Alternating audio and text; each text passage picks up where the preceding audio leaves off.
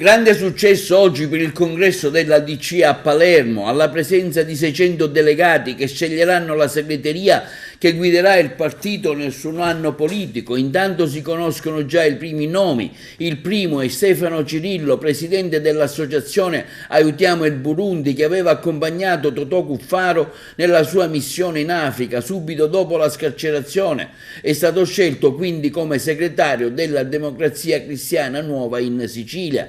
A Cirillo si affianca un ex deputato regionale e il licatese Carmelo Pullara, con un passato tra le fila di MPA e Lega, designato come presidente del partito. A guidare ovviamente la segreteria organizzativa è l'attuale capogruppo dei cuffariani all'Ars, il riberese Carmelo Pace.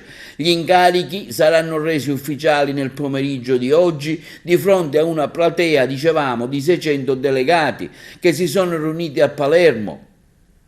Alla convention erano presenti tra gli altri il presidente della regione Schifani, le delegazioni degli altri partiti, tra questi Fratelli d'Italia con Salvo Pogliese, per Forza Italia il coordinatore Marcello Caruso, tra i componenti della DC presente Ignazio Abate, il capogruppo Carmelo Pace, quello di Palermo al Consiglio Comunale Farzinetti. Presente anche un volto storico della Democrazia Cristiana, Nino Dina, il primo parlamentare leghista all'Ars, Toni Rizzotto, presente anche Saverio Romano, una stretta di mano tra Cuffaro e il governatore Schifani a segno di rinsaldare un legame politico creato fino ad ora all'Ars. Il primo punto arriva dopo una manciata di minuti nel discorso di Cuffaro. Rivogliamo le province, organo intermedio in condizione di fare da tramite tra la regione e i comuni. La data non ci interessa, noi vogliamo solo che si torni a votare. A Schifani Cuffaro chiede di mantenere un impegno formulato con gli elettori. Roma però ha rallentato sulla riforma del Rio e così il decreto legge che reintroduce l'elezione diretta negli enti locali è fermo alla regione siciliana, alla Assemblea. Il secondo punto è stato quello dei termovalorizzatori. Presidente, ne abbiamo bisogno, ha sottolineato Cuffaro, che con il suo ultimo governo aveva avviato l'iter per gli impianti, salvo poi vedere stoppato tutto dall'amico di un tempo Raffaele Lombardo.